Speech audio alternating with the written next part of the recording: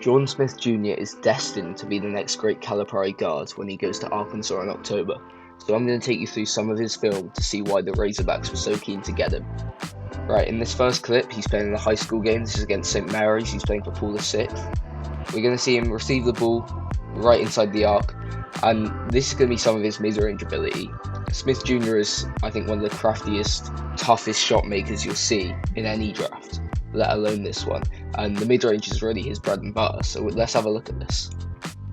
He receives the ball with his back to the basket, and he's going to try to turn his man. But the defender does a great job to cut him off, so he's going to turn, and look at that. Not many players can do that. That is an incredible mid-range game. Here we go again, back to basket, just a spin, step back jumper. Now this is a player I really want to zoom in on. You'll see this in a minute. He's going to receive the ball back to basket. We've seen he can do that in the first few clips.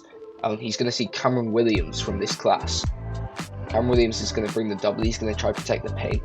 But as Jordan Smith Jr. rises up, he's just going to dump it off to his big man for the easy layup. Look at that. That's a heads-up play right there. Jordan Smith Jr. can play make. Now we're going to see some transition work from Jordan Smith Jr. on this play, and we're going to see why his 6'2" frame isn't as concerning as you'd think. Quite a lot of small guards like Jalen Brunson and Ja Morant maybe aren't that physical, but we're going to see here in transition that Jordan Smith Jr. he's got strength. Gets to the basket, he's going to bump his man, and that's an easy layup. He's a very physical player. This next clip is going to be a prime example of how Jordan Smith Jr. can get to his spot. A bit like A.J. DeBanster from this year's class, Jordan Smith Jr. has spots on the floor which he likes, and he's going to get to them consistently. A.J. DeBanster used it to consistently score. He was a very good college scorer, and we might see that from Jordan Smith Jr. next year. Here he is. He's going to glide past his man into the mid-range, and that's his bread and butter again. Now we have some McDonald's All-American game action. Jordan Smith Jr. obviously made the cut because he was the best player in high school basketball this year. But here he's going to be in transition. In this game, he showed a lot of how he can play through contact. And here you're going to have Jason Crow Jr. and Caleb Holt, the two MVPs of this game, by the way. And he's unfazed. A lot of players would be thinking maybe we dump this off to Tony Bryant or Bruce Branch. He's not going to do that. He's going to play through the contact, and he's going to give himself an easy layup. Jordan Smith Jr. is also a crafty layup maker. We're going to see Arafan Dian here, and Jordan Smith Jr. is going to get the switch onto him. Here we go. Switches onto him. Arafan Dian. He's going to Houston. He's really good in the paint, but he can't move his feet like Jordan Smith Jr. can. Smith Jr. is just going to move past him. He avoids Tyron Stokes' arm. And what a finish. Here we're going to see an example of Smith Jr.'s ability to just play through contact, and this arguably should have been a foul. He does well to protect the ball here.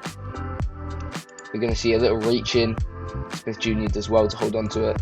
And again, he's giving himself easy layups. In this clip, we're going to see some flashes of Jordan Smith Jr.'s three-point ability. That is one of his weaknesses. He needs to work on it. His shooting consistency, along with just his lead guard skills. He's really a combo guard at this moment, which at 6'2" you really want to develop into more of a lead guard. But I think he can definitely do that, and that's why I think he could be a top pick in the 2027 NBA draft class. Here he is though, in transition. Brandon McCoy has the ball. He's going to quickly offload it to him. Or maybe not quickly. Ethan Taylor's going to set a screen. Jordan Smith Jr., he knows, I think this is the guy going to Houston, I've forgotten his name. He knows he's going to try to get under this screen. So Jordan Smith Jr. is just going to reject it.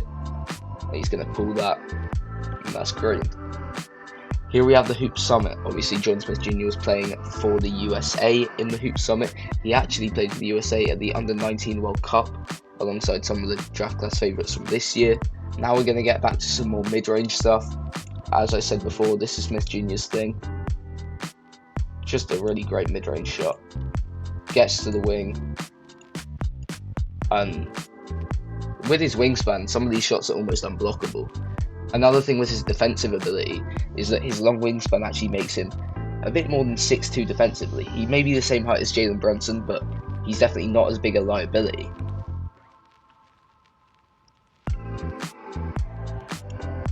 Now we're going to look at our final clip of the day. This is going to be and one. As you can see, he is a great finisher through contact.